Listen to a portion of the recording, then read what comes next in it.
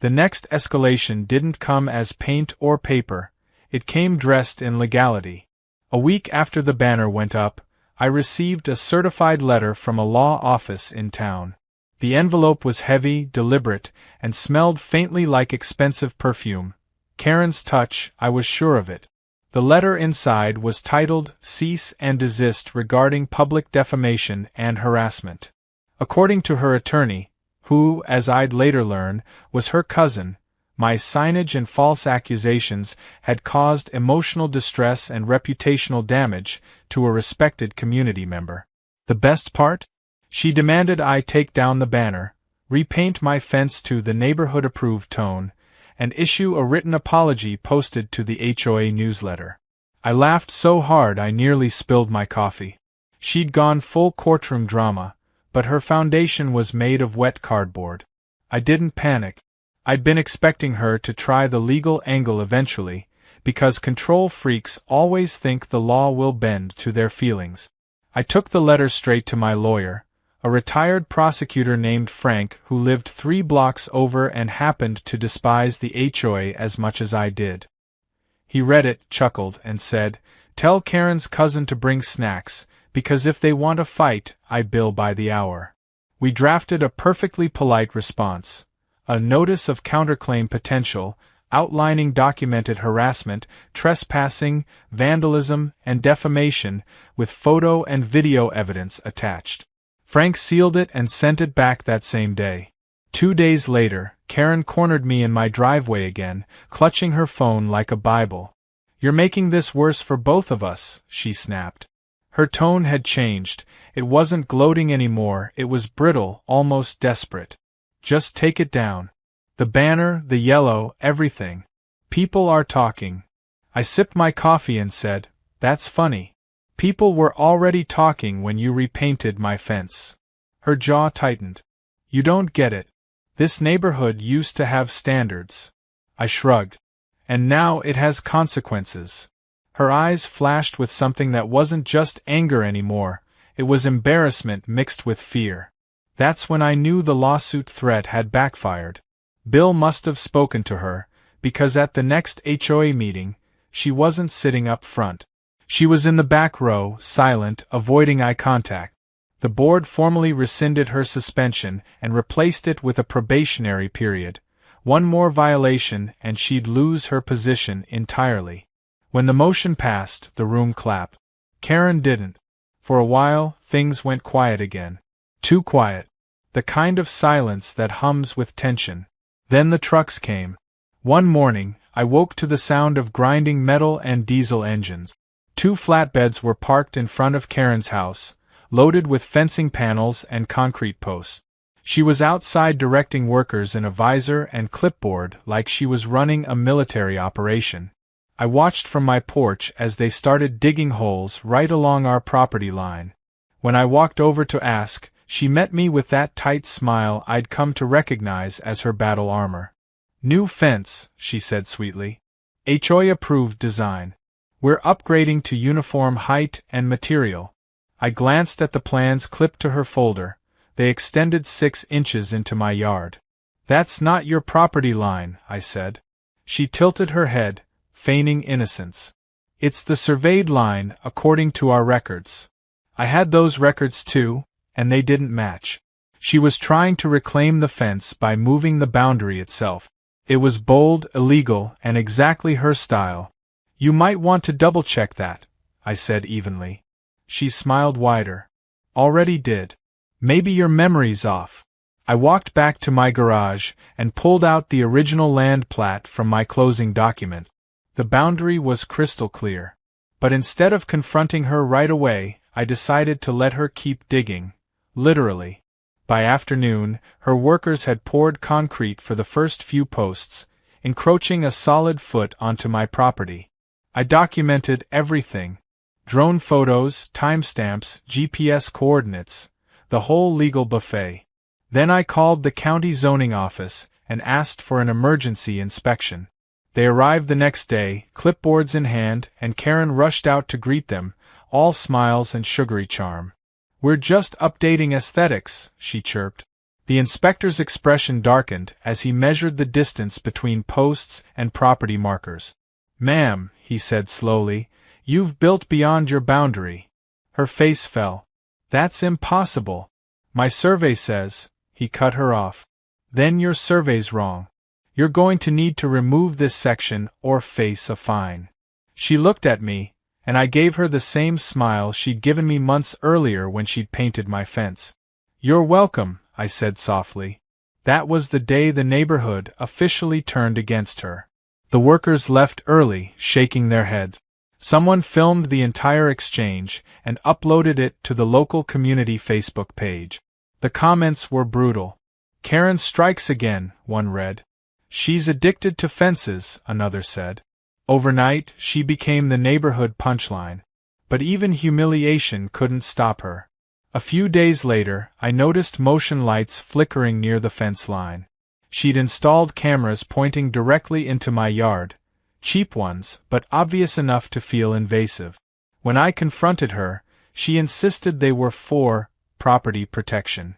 I told her to angle them away or I'd file another complaint. She sneered. "Maybe I like watching." I stepped closer until our shadows touched. "Then I hope you enjoy the show," I said. That seemed to shake her. The next morning, she called animal control, claimed my dog was aggressive and unlicensed.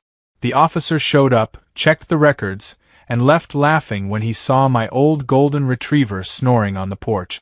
Later that day, the mailman handed me another envelope, this one stuffed with anonymous complaints about unsightly yard decor and disruptive lighting. The handwriting was all the same. Karen had gone from power plays to petty harassment, grasping at whatever leverage she could still find. That's when I decided to end it. Not with revenge, but with exposure. I gathered every piece of evidence I'd collected over the months. Photos, videos, letters, emails, recordings of her fake HOA meetings, even the clip of her repainting my fence from day one. I compiled it all into a digital folder titled, The Karen Chronicles. Then I sent it, not to the police, not to Bill, but to every single homeowner in the subdivision with a short note. Transparency is the best color for a neighborhood. The reaction was nuclear. By evening, my phone was flooded with messages from neighbors thanking me, laughing, or expressing disbelief. A small group even showed up at my driveway, beers in hand, calling it Karen Day. The HOA emergency meeting that followed was the most attended in its history. Karen tried to defend herself, but every attempt only made things worse. "That video is out of context," she shouted. "I was improving his property." The room erupted in laughter. Bill finally stood, slamming his binder shut. "Enough," he said. "Karen, you're removed from the HOA board effective immediately. Permanently." The applause that followed was thunderous. I decided to up the ante once and for all. I printed a massive vinyl banner and hung it across my yellow fence, facing the street. In clean black letters it read, "Private property, do not modify without consent. Violators will be reported." Below that, I added a smaller line. "This includes artistic contributions by neighbors." It was passive-aggressive perfection. The banner caused a stir immediately. Neighbors stopped to laugh or take photos, while Karen stood frozen on her lawn, fists clenched. Later that afternoon, she tried to claim it violated signage codes, but Bill told her flatly, "It's legal." And deserved. That was the first time I saw him actually smile. For once, the tide was turning fully. That night, as I locked up, I noticed something through the blinds. Karen, sitting alone on her porch, staring at her white Lexus, shoulders slumped. She looked less like a tyrant and more like someone who'd finally realized she'd lost. But I knew that look. It wasn't surrender. It was plotting. And whatever came next, it wouldn't be small. Because Karen didn't know how to lose quietly. She only knew how to escalate. And I was ready for her next move. When the morning sun hit the white streak on my car, I saw it for what it really was, a declaration of war dressed in latex paint. It wasn't about fences anymore. It was about control, humiliation, and pride.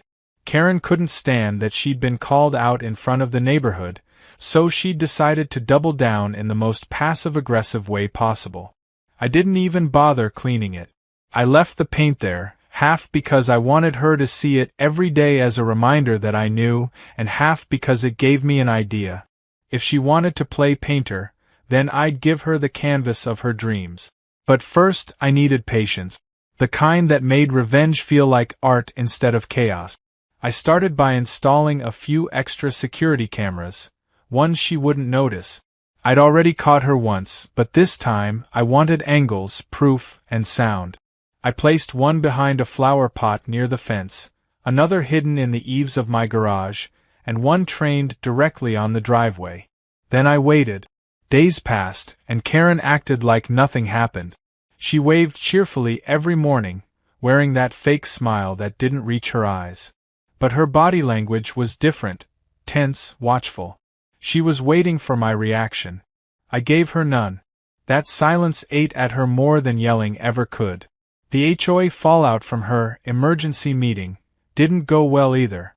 Word had spread that she'd repainted my fence without permission, and now people were openly mocking her aesthetic vision. Someone even posted on the neighborhood Facebook page, "When's Karen's next art installation?" accompanied by a photo of my yellow fence. Every time she walked her dog, she'd pass by groups of neighbors whispering. That was my first win. But she was the type who'd rather burn down the neighborhood than lose face. A week later, I came home to find a fresh HOA notice taped to my door. Violation: non-conforming fence color. Remedy required within 14 days or fine of $250. I laughed out loud. Karen had managed to push a new bylaw through the board, one that retroactively banned bright colors. I called Bill again, who sighed so heavily I thought he might collapse through the phone. "I told her not to file that yet," he muttered. "She ambushed me in the parking lot yesterday with a stack of printed petitions. Half of them aren't even valid signatures." "Doesn't matter," I said. "I'll handle it." I knew what that meant. Karen had crossed from petty meddler to vindictive bureaucrat, using the HOA as her weapon. But I had something better, her own ego. The next day, I printed out stills from my security footage, the ones where she was repainting my car, and slipped them into a manila envelope addressed to HOA Legal. I dropped it off at Bill's house personally. "Just documentation," I told him. "Keep it safe." His eyebrows rose when he saw the thumbnail. "Oh, good grief," he muttered. "She's done for." With that step set in motion, I turned my attention to something more expressive. Karen loved white paint. She practically worshipped it. Her house was white, her trim was white, her mailbox was white. It looked like a snowdrift that had swallowed her personality. So one quiet night, I borrowed the same paint roller she'd used. She'd left it in her trash bin, still crusted with dried latex, and took a stroll to her driveway. Her pride and joy was a pearl-white Lexus parked under a motion light. I didn't touch it then. I just looked at it, memorizing the lines, the shimmer, the perfection. That car was her temple. And that was when it hit me. If she wanted everything to match, I'd make sure her car matched the fence perfectly. But I wasn't reckless. I didn't want to be caught doing what she'd done to me. So I set the trap differently. The next day, I hired a professional detailer, someone who specialized in wrap jobs. I told him I wanted a temporary weather-resistant mat wrap, and I showed him pictures of the fence. The guy raised his eyebrows but shrugged. "I can match that shade of white exactly," he said. "You sure about this?" "Oh, absolutely," I said, grinning. And I want it done early morning while the car's parked in the open. The owner gave permission. He didn't need to know the whole truth. I just left a fake HOA property beautification approval form taped to her mailbox that morning, complete with a bogus signature that looked suspiciously like Bill's. At 7:30 a.m., while Karen was inside hosting her daily gossip call, the wrap truck arrived.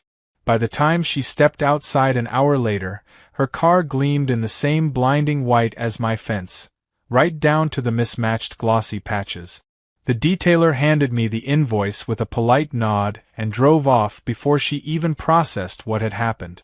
I was sipping coffee on my porch when her scream echoed across the street. It was glorious.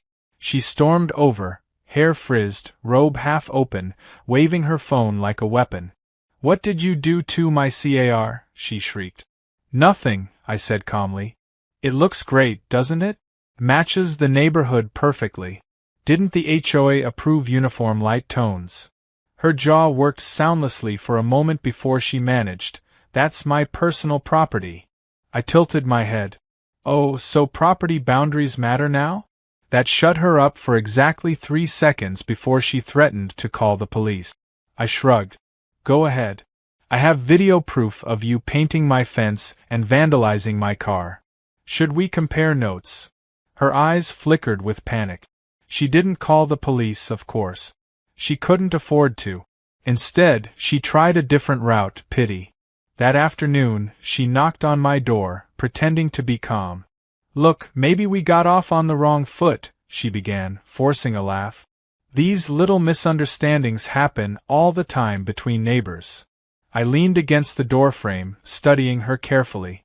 "You mean when someone breaks into someone else's property and covers it in paint?" She ignored the jab. "I'll pay for your car detailing, okay?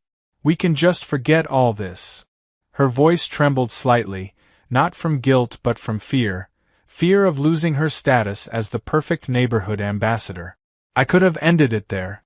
I really could have. But something in her tone told me she wasn't apologizing because she was sorry. She was doing it because she'd been cornered. And the thing about people like Karen is, if you give them an inch, they come back with a ruler. So I smiled politely and said, "Sure. Forget it." She relaxed visibly, her shoulders dropping. "Good," she said. "Glad we're on the same page." That weekend, I organized a neighborhood cleanup day, printed flyers, and went door to door inviting everyone. "We'll repaint the community entrance sign, refresh the planters, maybe even spruce up a few fences," I told them. Everyone loved the idea, except Karen, who looked like she'd swallowed a lemon. On the day of the event, she tried to reclaim control by bringing snacks and giving orders, but nobody listened. We painted the entrance sign neon yellow, just like my fence. I told everyone it symbolized community brightness. The irony was lost on no one except her. Took her about 3 quiet weeks to strike again, and those 3 weeks were suspiciously calm, the kind of eerie calm that makes you wonder if the other shoe has already dropped and you just haven't heard it hit the floor yet. Every time I stepped outside, Karen would glance at me through her window blinds, pretending to dust the sill or fix the curtains. The yellow fence and her white-wrapped Lexus stood like opposing chess pieces between our houses, glaring symbols of an unfinished game. Then one Tuesday morning, I found an envelope taped to my door with the HOA letterhead printed in uneven ink. Inside was a formal notice accusing me of excessive use of non-compliant materials on my fence and threatening immediate remediation or legal recourse. It was signed by acting interim HOA chairwoman, Karen Miller. I almost laughed. She'd gone behind Bill's back and forged a leadership title while she was still suspended. It wasn't even subtle. The woman was allergic to boundaries. I called Bill, of course. He sounded exhausted before I even finished my first sentence. "She did what?" he groaned. "I told her she couldn't send any official communication while suspended. That's grounds for removal." He paused, then sighed. "Don't worry, I'll handle it." But I'd learned that handling it in HOA terms meant burying it in meetings until everyone forgets. That wouldn't do. Karen's fake letter wasn't just about the fence anymore, it was a warning shot. She was testing how far she could go before someone stopped her. So I decided to test her right back, but on my terms. That evening, I set up my workshop in the garage. If she wanted to play bureaucrat, I'd give her paperwork she'd regret. I printed out my own notice of shared maintenance responsibility, on crisp stationery that looked exactly like the HOA's letterhead, same font, same spacing. But instead of accusing her, I thanked her. As per HOA Regulation 8.1 regarding consistent property boundaries, thank you for repainting your side of the shared fence to maintain neighborhood standards. Please note that the matching color scheme extends to adjacent property accessories for visual uniformity. I slid that into her mailbox after dark, along with a glossy color sample labeled Karen White, Fence Edition. The next morning, I heard her yell from her porch, "Are you insane? I am not repainting my mailbox." She was holding the paper like it was radioactive. I came out holding my coffee, pretending to be confused. "What's wrong?" I asked. "You got your own rule enforced. I thought you'd appreciate it." She stomped over, waving the notice in my face. "This is not official," she snapped. I tilted my head and said calmly, "Then why did you use the same letterhead on yours?" Her jaw locked. She realized I'd just mirrored her move perfectly, and the neighbors watching from their lawns were catching on. By afternoon, word had spread that Karen had tried to ban my fence color again, and people were openly mocking her in the HOA group chat. Someone changed the group photo to a picture of a yellow crayon. It should have been funny, but I knew humiliation was gasoline for her temper. That evening, I caught her pacing her driveway on the camera feed, muttering to herself while Biscuit trotted in circles. Then she looked at my car, still wrapped in that identical white, and I could almost see the gears turning in her mind. Sure enough, the next day, my car wrap was gone. Cleanly peeled off, no residue, just the faintest scratch line near the bumper. She'd waited until after midnight, probably wearing gloves, and done it silently. I checked the footage. There she was, flashlight in one hand, her expression focused and furious. She wasn't vandalizing this time. She was reclaiming something she thought was hers. It was the first time her face looked almost desperate instead of smug. That was interesting. Rather than retaliate right away, I decided to pull the string tighter. I went to the police, not to file a report but to ask a question. If someone trespasses to alter my property after a documented incident, I asked the officer, does that count as harassment or just vandalism? He leaned back in his chair. If you've got proof and prior conflict records, that's harassment. Especially if there's HOA involvement. Perfect. I didn't want to get her arrested, not yet. I just wanted a record. So I filed an informational report. No charges, just documentation. Then I made sure to, accidentally, mention it to Lisa, the same neighbor who'd called Karen out before. By evening, everyone on the street knew that police paperwork existed. I didn't have to say a word. That rumor spread faster than fertilizer in spring. Karen became noticeably quieter, but she wasn't done. A few nights later, my security cameras caught her standing in front of my driveway at 11 p.m., staring at the house. No spray paint, no tools, just staring. It was creepy, the kind of thing you only see in horror movies before the window breaks. I stepped outside, still half asleep, and called out, "Need something?" She jumped, then forced a fake laugh. "Just checking for unauthorized lighting fixtures," she said weakly. "Part of my community watch duties." I reminded her she didn't have any duties. She scurried off without another word. That was when I realized this wasn't about the fence anymore. It was about me. I'd become the symbol of everything she couldn't control. The only thing worse to a control freak than losing power is losing face, and she'd done both. So she shifted tactics again. 2 days later, the HOA meeting notice appeared in everyone's mailbox. This time legitimate, signed by Bill. The agenda: discussion of property disputes and proposed code amendments.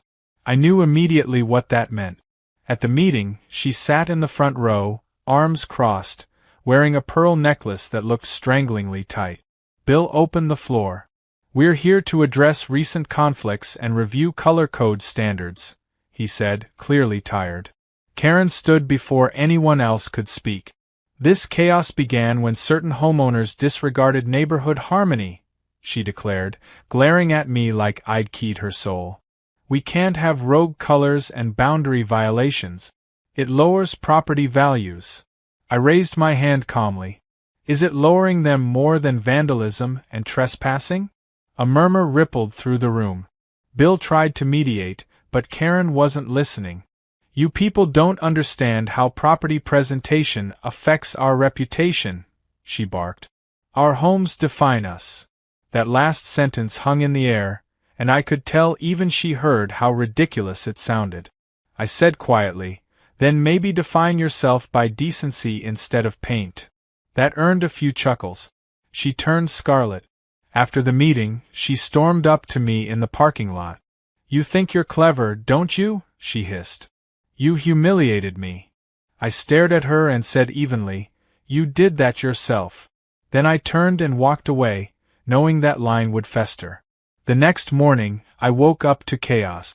Someone had spray-painted "Fence Freak" across my mailbox in dripping red letters.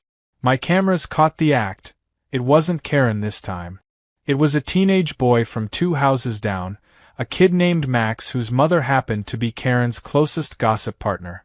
When I confronted her, she stammered, claiming the kids were just playing. That's when I realized she'd enlisted allies. The neighborhood wasn't just a battleground anymore. It was a chessboard, and she was moving pawns. That night, I got an email from Bill. The HOA had formally reprimanded Karen for unauthorized property alterations and misuse of authority. She was temporarily suspended from any HOA-related activity for 3 months. I almost felt bad. Almost. The following morning, her car sat in the driveway, gleaming that perfect white. She hadn't removed the wrap because doing so would cost her. Every time she looked at it, she'd be reminded of her mistake. She started parking it in the garage, probably thinking that would shield her from judgment. But it didn't. Everyone knew. Even Biscuit seemed to sense her defeat. The little dog refused to walk near my fence anymore. For the first time in weeks, the neighborhood felt peaceful. No passive-aggressive notes, no shouted complaints about aesthetics. I mowed my lawn, whistled, and let the quiet settle in. But deep down, I knew Karen wasn't done. People like her never quit, they reload. And as much as I wanted to believe this was over, the twitch in her eye whenever she passed my house told me she was already planning her next move. She'd lost the first 2 battles, but she wasn't the kind to retreat gracefully. And when she came back, she wouldn't use paint or bylaws. She'd go bigger, bolder, and meaner. That was fine by me. I was ready. After all, I'd already proven I could play her game better than she ever could. The morning after the tire tracks appeared, I knew Karen's last play was coming, because people like her never fade quietly. They detonate in slow motion. The day began with odd little signs. My trash bins, always neatly lined up by the curb, were tipped over and left in the middle of the road. The sprinklers in my front yard had mysteriously been switched on overnight, flooding part of the lawn. Then there were the footprints, 2 sets, 1 human, 1 canine, leading from her driveway to my garage door. It was almost cartoonishly obvious, as if she wanted me to see.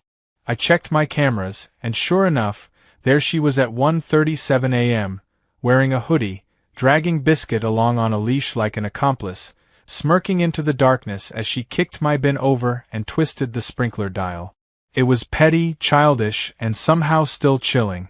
That kind of calm, deliberate spite said she wasn't just angry, she was unraveling. I saved the footage again, but this time I didn't call Bill or the police. No. I decided the next move had to be mine, and it had to end things completely. No more warnings, no more waiting for her to implode on her own schedule. I'd given her the dignity of silence before, but she'd used that silence as a weapon. This time, I was going to use her own obsession against her. That afternoon, I visited the city code enforcement office. I discovered something during all this chaos. Karen's house, pristine and perfect as it looked, wasn't actually compliant with several of the updated safety regulations. Her front porch rail was too low by 2 inches, her fence line lighting extended beyond permissible lumens, and her ornamental front walkway didn't meet the drainage slope code. Normally, nobody would notice or care. But when you file a complaint backed with photos, measurements, and annotated municipal standards, The city takes notice.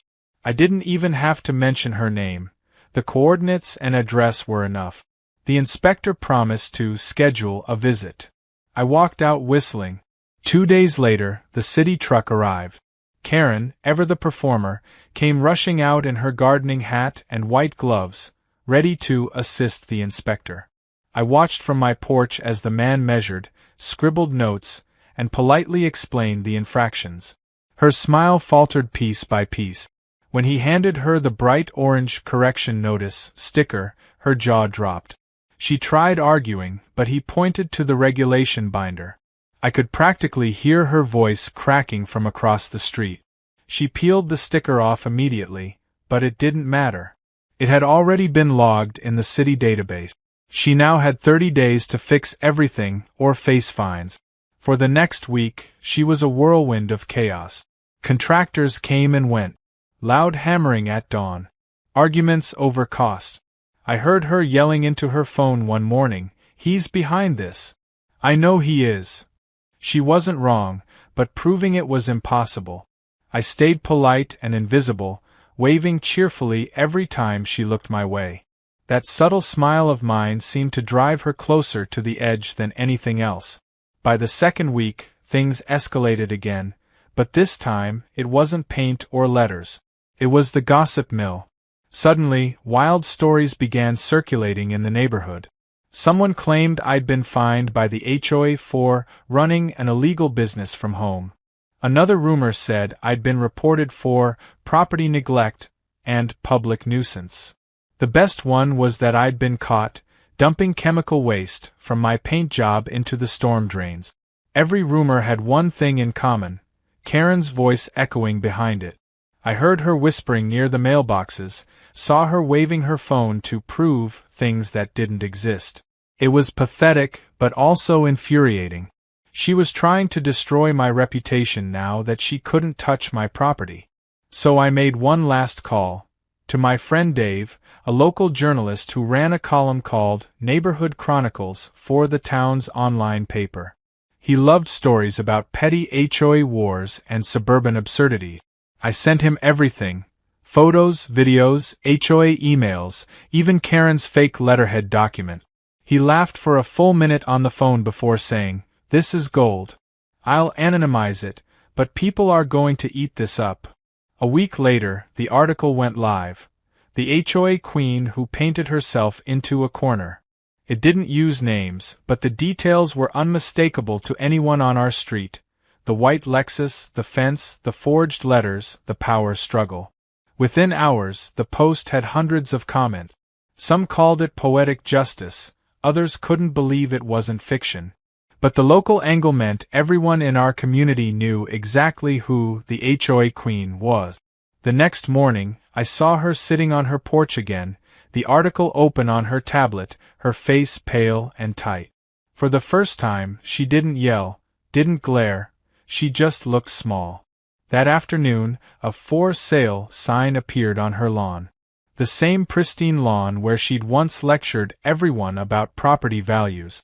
You'd think that would have been the end, but no. Karen wasn't done yet.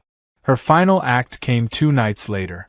Around midnight, I woke to the faint sound of scraping metal.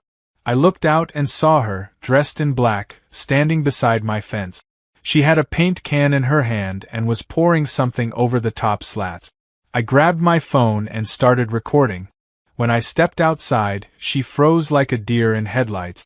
"Karen," I said calmly, "what are you doing?" She didn't answer. She just stared at me with wild eyes and whispered, "You ruined my life." I glanced at the can. It wasn't paint. It was thinner. The acrid smell hit me as the liquid dripped down the fence. "That's toxic," I said quietly. "You could have hurt yourself." She dropped the can and ran, tripping over her own driveway curb before disappearing inside. I didn't chase her. I didn't need to. The camera had caught everything. I called the sheriff's non-emergency line and handed over the footage. They came the next morning. When the deputies arrived, the entire cul-de-sac watched from behind curtains. Karen came out in her robe, hair unkempt, demanding to know what this circus was about. The deputy showed her the video. She broke. "It was just cleaning fluid," she cried. I wasn't trying to, but her voice faltered under the weight of her own lies. "They didn't arrest her, but they filed a formal report. Bill from the HOA came out too, clutching his folder like a shield. He told her calmly, 'Karen, for everyone's peace, it's time you moved on.'" She looked at him, at me, then at the yellow fence, her nemesis, and for the first time in months, she didn't say a word. By evening, the movers had arrived. Neighbors peeked out as boxes were loaded into the back of a rental truck. Biscuit barked from the porch, confused. Karen stood by the mailbox one last time, glaring across at me. "You think you won," she said quietly. "But you lost too." I raised an eyebrow. "How so?" She hesitated, her voice breaking. "Because this neighborhood's rotten now. You made it that way." Then she got into the Lexus and drove off, tail lights vanishing down the curve of the street. When it was over, she left in silence, her face pale, her hands trembling. For the first time, she didn't look angry. She looked hollow. I almost felt sorry for her. Almost. Over the next week, her decorations disappeared one by one. The seasonal flags, the hanging baskets, even the welcome friends mat. She stopped coming outside except to collect the mail. The white Lexus stayed parked in the garage, and the blinds stayed closed. The neighborhood relaxed for the first time in months. My fence, still proudly yellow, became a running joke and a badge of peace. People started calling it the Freedom Fence. I thought that was the end of it. But then one night, as I was closing my garage, I heard the faint hum of an engine. I looked up to see Karen's Lexus rolling slowly down the street, headlights off, stopping briefly in front of my house before continuing around the corner. It was late, too late for a casual drive. The next morning, I found tire tracks on my lawn. Not deep, not destructive, just deliberate. A signature. She wasn't finished, not yet. I knew that look in her eyes at the meeting wasn't defeat. It was retreat. The kind of quiet that comes before one last, desperate play. And as much as I wanted peace, I could already feel that itch in my chest. The one that comes when you know the final move hasn't been played. A month after Karen's Lexus disappeared around the corner, the street finally felt like it could breathe again. The endless tension that had wrapped itself around the cul-de-sac lifted like fog after a storm. People started waving at each other again, conversations happened without whispered digs, and for the first time in forever, no one was photographing lawn heights or fence shades. But peace in neighborhoods like ours never stays quiet for long. It mutates, softens, reshapes itself into gossip, nostalgia, and eventually legend. And as strange as it sounds, Karen became ours. The story of the woman who repainted my fence while I was away turned into the story people told newcomers during block parties, each retelling a little more exaggerated than the last. Some said she'd painted my entire house. Others claimed I'd repainted her car neon yellow. But the truth, the real, small, human truth, was quieter, sadder, and infinitely more absurd. I didn't see her again, though sometimes at night I'd catch myself expecting to see her white Lexus creeping down the street, headlights off, surveying her lost empire. Her house sold surprisingly fast to a young couple, Mark and Jenna, who worked from home and seemed determined to scrub away the history attached to their new address. They painted the place a soft blue, ripped out the manicured hedges, and replaced them with wildflowers. I liked them immediately. On their first weekend there, they knocked on my door holding a pie and nervously asked, "Hey, we heard there used to be some drama here?" I smiled and said, "Depends what you call drama. Around here, a paintbrush was basically a weapon." They laughed, and just like that, the neighborhood started to heal. But healing comes with ghosts, and mine lived in the cracks of the yellow fence. I'd thought about repainting it for good, turning the color into something neutral, something that didn't scream defiance every time the sun hit it. Yet every time I picked up a brush, I'd stop. Because that fence wasn't just paint, it was the story of boundaries, of standing firm when someone decided your silence was permission. So I left it. Weather beaten, imperfect, loud. The Freedom Fence, as people jokingly called it, became a landmark. Real estate agents even used it as a reference point. Oh, the house is just 2 down from the yellow fence. Karen would have hated that. Then one afternoon in early spring, a letter arrived. No return address, just my name written in blocky handwriting that I recognized immediately. Inside was a single page. You were right about the boundaries. I just didn't know where mine ended. Or maybe I didn't have any left. I sold the Lexus. Biscuits with my sister. I hope your fence holds up. It suits you. K. I read it twice, not sure how to feel. It wasn't an apology, not really, but it was the closest thing I was ever going to get. I folded it neatly and tucked it into the same folder where I'd kept all the photos, letters, and complaints, the record of our suburban Cold War. Then I put the folder away for good. Summer came, and the street bloomed again. Without Karen's constant policing, people got creative. Lisa hung string lights over her driveway. The Millers installed a tiny koi pond without filing 6 forms first. Bill, now officially retired from the HOA, hosted barbecues in his front yard instead of hiding behind bylaws. The neighborhood looked messier, more colorful, more human. I realized, watching kids chalk the sidewalks, that maybe that was the point. Karen had wanted control because she was terrified of disorder. I'd fought her because I wanted the right to choose mine. In a weird, roundabout way, she'd made the neighborhood freer by trying to cage it. One evening, months later, as the sun dipped low and the sky turned that honey gold color that makes everything look softer, I saw a moving truck again. For a second, my chest tightened, irrational fear that she might have returned. But this one wasn't for her house. It stopped at the corner, 3 lots down. A new family unloading boxes, laughing, kids chasing each other across lawns. I wandered over to help, and while we carried a sofa together, the father nodded toward my fence and asked, "So what's with the yellow?" I grinned. "Long story," I said. "You'll hear it eventually. Everyone here has their version." He laughed. "Neighborhood folklore, huh?" "Exactly," I said. "Just remember one thing, never touch someone else's fence." He smiled like it was a joke, but I meant it. That line between what's yours and what's not, that invisible border we all pretend doesn't matter, turns out to be everything. Karen never understood that. To her, boundaries were challenges, not rules. To me, they were peace.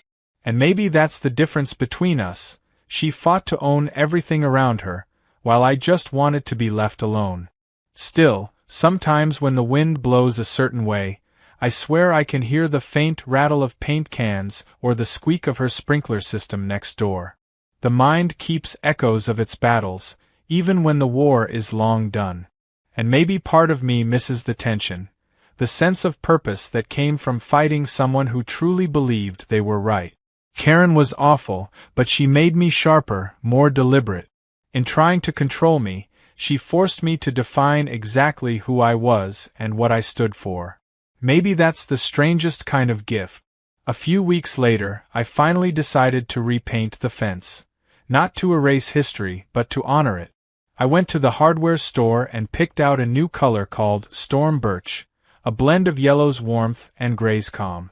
When I started painting, a few neighbors came over to help, joking that it was the end of an era.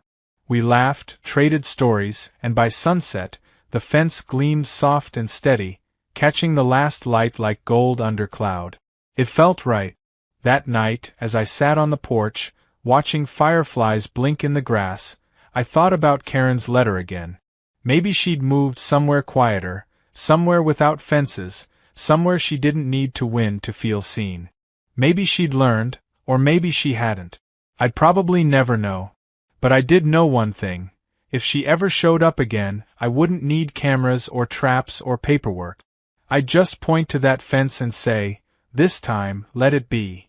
A few months later, at the next community barbecue, Lisa raised a toast. To the fence that survived the HOA apocalypse. Everyone cheered, laughing. Even Bill grinned. The new couple brought lemonade, the kids ran through sprinklers, and for once, the only paint flying was in the form of chalk dust. It hit me then how absurdly fragile and funny life in our little cul-de-sac really was, how wars could start over wood planks and end with laughter under fairy lights. I stood there for a long while, the night air heavy with the smell of rain and paint thinner. She wasn't entirely wrong. The neighborhood had changed. The whispers, the pettiness, the little wars, it all lingered like smoke. But peace had a price, and I'd simply made sure the right person paid it. The next morning, I painted over the last white streaks she'd splattered on my fence, not with yellow this time, but with a soft, calm gray. The war was over, but the scars stayed, quiet reminders of what happens when pride turns a neighborly fence into a battlefield. For the first time in months, I sat on my porch, coffee in hand, listening to the sprinklers hiss gently in the distance. The street was still again. Peaceful. And somewhere out there, Karen was probably staring at another fence, planning her next crusade, unaware that she'd left behind the one neighborhood that finally learned how to stand up to her. When I pulled into my driveway after a week away visiting my brother, the first thing I noticed wasn't the quiet of the cul-de-sac or the faint smell of freshly cut grass, it was the blinding white glare of my fence. My dark cedar fence, the one I had spent 2 weekends staining to match the trim of my cabin-style house, now looked like a snowbank under a July sun. For a solid minute I just stood there, squinting at it, wondering if exhaustion was playing tricks on me. Then I saw the brush strokes, the uneven slaps of white paint bleeding onto the post caps, and the drips pooling in the grass. My stomach dropped, and I knew exactly who had done it before I even saw her. Karen was standing 2 doors down, watering her already drowned petunias with the smug posture of someone waiting for applause. She turned toward me with a bright, faux surprise smile, waving her gloved hand like I was a long-lost friend. "Oh, you're back early. You're welcome, by the way," she shouted across the street, loud enough for every other house to hear. I didn't respond. I walked to the fence, touched the tacky paint, and watched it smear across my fingers. "You're welcome," I repeated quietly, not sure whether to laugh or scream. Karen sauntered over, hips stiff with self-importance, clutching her watering can like a prop. "The HOA finally approved the color update," she announced. "We voted last month, uniform light tones for all perimeter fences. Yours was such an eyesore, you know, all dark and gloomy. I figured you wouldn't mind if I just got a head start." Her voice had that syrupy tone people use right before they stab you in the back. I blinked at her, trying to process the fact that someone had trespassed onto my property, defaced something I owned, and then claimed it was a favor. "You repainted my fence," I said evenly, without asking. She rolled her eyes. "Well, technically it's a shared boundary, and technically you weren't around to ask. And besides, white looks so much cleaner." The board agreed. There was no board meeting, of course. The HOA president, a man named Bill who spent most of his weekends at the golf course pretending to be busy, wouldn't have called one without notifying me. Karen just wanted control, and I had given her too much by ignoring her for so long. I took a deep breath, glanced at the sloppy paint job dripping into my lawn, and said, "Karen, this is vandalism." She let out a loud, incredulous laugh. "Oh, please, don't be dramatic. You should be thanking me. I even used my own paint." I walked away before I said something I'd regret.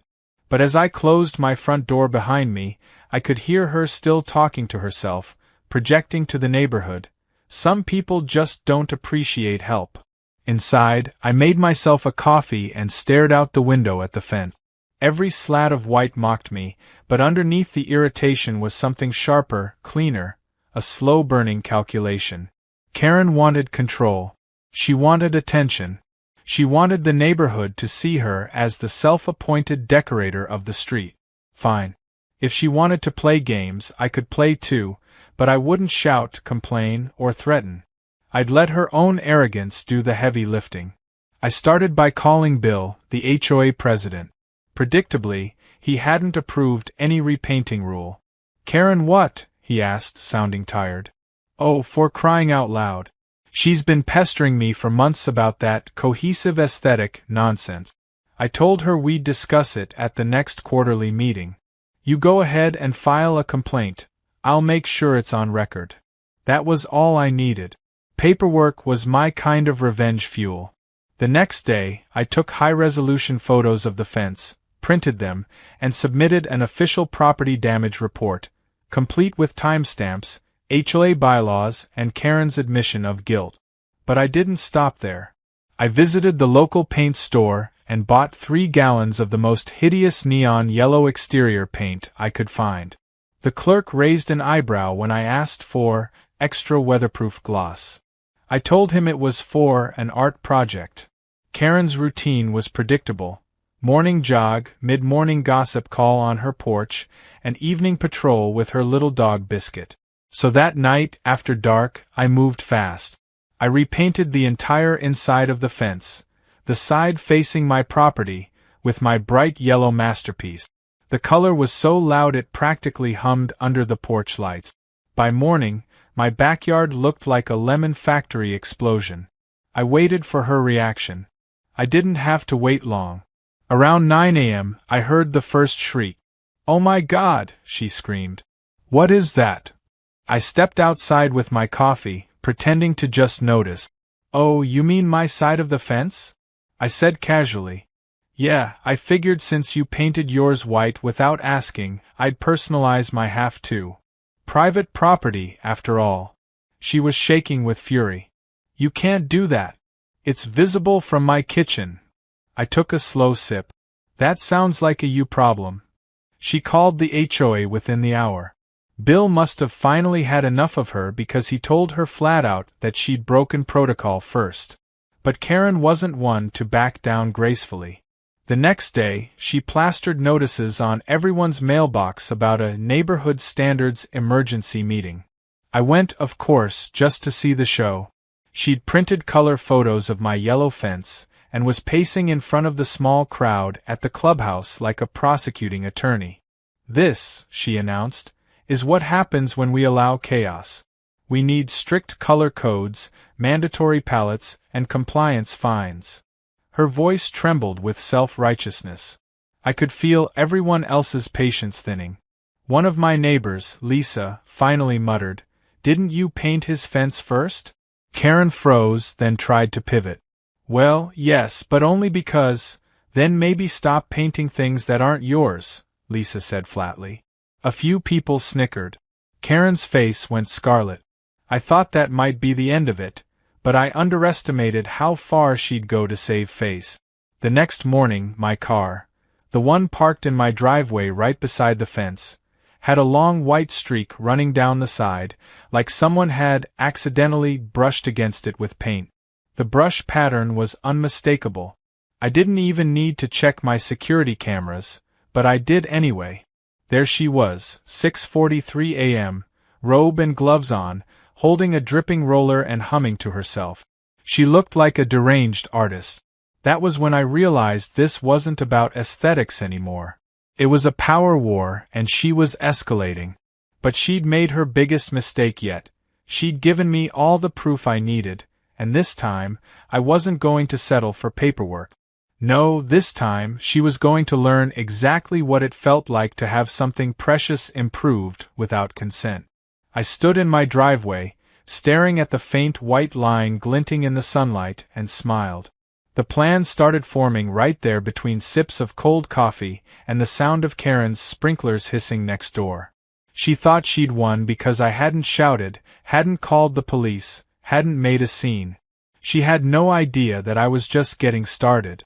When the party died down, I stayed outside a while, letting the quiet settle in. The moonlight cast soft silver over the fence, highlighting every brushstroke I'd made. It wasn't perfect, but it was mine. And after everything, that was enough. Weeks later, I received another envelope, this one from the city clerk's office. Inside was a notice of record closure for the complaint history tied to my address. The official stamp read, "No outstanding violations.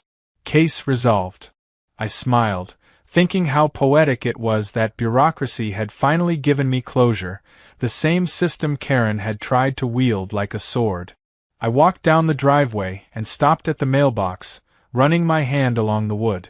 There was a faint mark still visible, where she'd spray painted that insult months ago. I never did sand it off completely.